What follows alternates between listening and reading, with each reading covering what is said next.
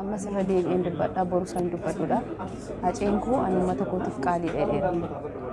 Egaa CD kana naa hojjennu osoo inni jiraatee ofiisaatiif ibsatee natti tola.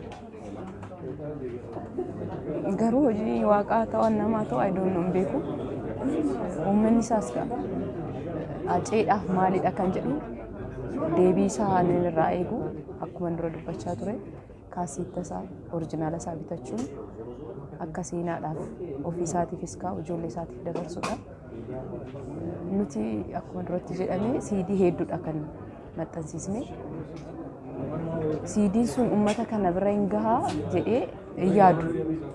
Gara fuulduras kana maxxansiisna waan ta'eef garuu akka yaadaatti uummanni hundiyyuu otoo harka isaatii qabaatee CD akkamiin bitachuu qabna akkuma koopiraayitiin jiraachuu danda'a.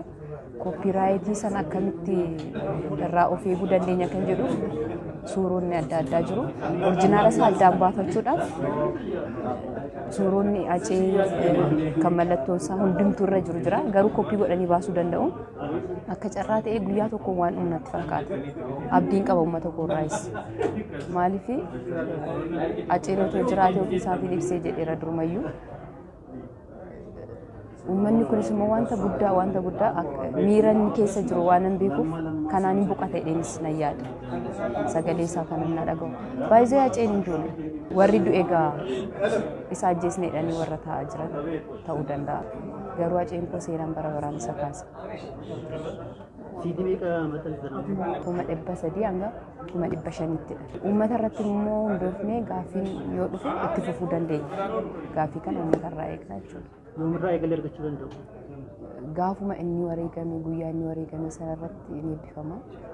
Yaadannoo waggaa tokkoffaa isaa irratti guyyaa sanarraa kaasee bariitu isaa gaafa 22 irraa kaasee bakka hundattuyyuu irraabsama jechuudha. Maal fa'a qaba sirbi kun? Sirbi yeroo tuffatamee ba'ee fakkeessi jira? Sirbi sun galatoomaa kan jedhudha. Sirbi hacee kaaseetti sana keessatti lakkoofsa 14 qaba. Wantoota adda addaa karaa adda addaatiin ibsa. Waa'een jaalalaa jira, waa'een ilma namaa jira, waa'een maatii irree jira. Torban dhufu sagantaa qabdu. Maal sagantaa?